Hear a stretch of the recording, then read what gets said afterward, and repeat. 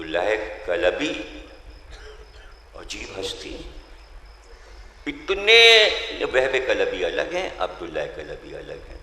کلبی کئی شہید ہیں قبیلہ بنی کلاب کے،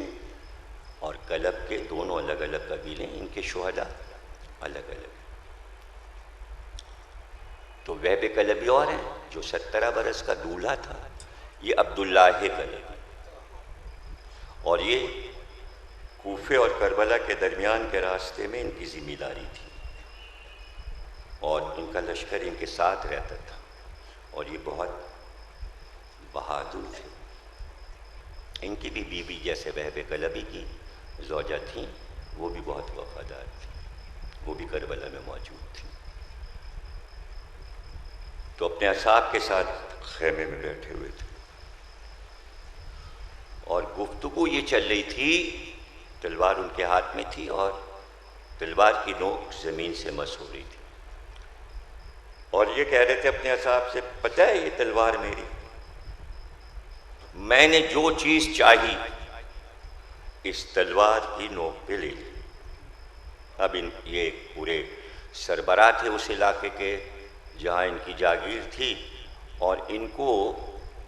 اس منزل پر قبائل دیکھتے تھے کہ آپس میں زمینوں کے جھگڑے ہو جائیں یا کوئی اور جھگڑا ہو جائے، تو ان کو بلایا جاتا تھا مصلحت کرنے کے لیے، اور مصالحت کرا دیتے تھے، دوستی کرا دیتے تھے، جھگڑے کو ختم کرا دیتے تھے۔ تو بہت عزت تھی ان کی ان علاقوں کے قبائل میں،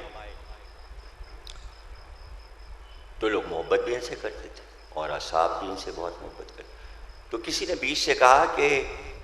عبداللہ، تم نے ہر چیز تو اس تلوار کی نوک سے لے لی، جنت تھوڑی اس تلوار کی نوک سے ملے گی۔ تو ایک دم چوکے اور اس کی طرف مخاطب ہوئے، کچھ دیر خاموش ہوئے، اس کے بعد کہا، دیکھنا میں جنت بھی اسی کی نوک سے لوں۔ بس یہ کہا تھا کہ خیمے کا پردہ ہٹا، اور ایک شخص داخل ہوا، اور اس نے کہا، میں حسین کا پیغامبر ہوں، ادھر سے حسین کا قافلہ گزر رہا ہے، انہوں نے تمہیں یاد کیا۔